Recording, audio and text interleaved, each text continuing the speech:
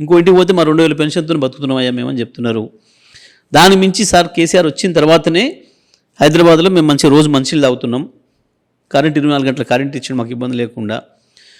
మాకు ఉచితంగా మంచినీళ్ళు ఇచ్చిండు కేసీఆర్. బ్రహ్మాండంగా రోడ్లు వేసిండు కేసీఆర్ వచ్చినాకనే. అన్నీ మాకు మంచిగా అయినాయి. ఈయన వచ్చి ఏం చేయలేదు అని వాళ్ళే చెప్తున్నారు. గిది మా ప్రచారం, మా ప్రచార అస్త్రాలు గవి. కేసీఆర్ చేసిన పథకాలు, మా పరిపాలన, మేము అందించిన శాంతి భద్రతలు, గివి మా ప్రచారం గది. గీ మనిషి గురించి ఎవరు మాట్లాడతారు? మేము మాట్లాడుతుంది కాంగ్రెస్ మీద మాట్లాడతాం.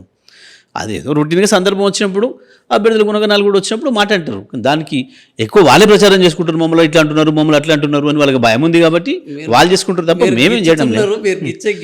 మేము ఎవరో మాట్లాడలేదు, మేము ఎప్పుడు మాట్లాడలేదు కదా. మేము ఎవరో మాట్లాడినా ఒక్కసారి 2 సార్లు ఏదో వచ్చింది, అది వస్తే అసలు మనుషుల గుణగణాలు రాకుండా ఎట్లుంటుంది? అది కూడా మేము ఎందుకు మాట్లాడినాం? వాస్తవం నువ్వు ఒకసారి ఆ అమ్మాయి కార్యకర్తలు అందరూ కనపడినప్పుడు నా భర్త చచ్చిపోయాడు, మీ పెద్ద బలగాన్ని ఇచ్చిపోయాడు, మీరు అందరు నా కుటుంబం నా బలగం అని చెప్పి గుర్తు చేసుకుని ఒక మాట బాధపడింది. అట్లా మాట్లాడవచ్చు? అసలు ఇట్లా కూడా బుద్ధినోడు జ్ఞానంలోడు మాట్లాడతాడు అసలు ఇట్లా? ఒక మంత్రులు అయ్యండి మీరు అది మాట్లాడినప్పుడు మేము ఇది చెప్పాల్సి వచ్చింది. మీరు మీ అభ్యర్థే కాదు, మీరు కూడా రౌడీలాగా ఉన్నారు మంత్రులు కూడా అని. మీరు మంత్రుల భాష కూడా అంతే తప్ప అంతే కదా.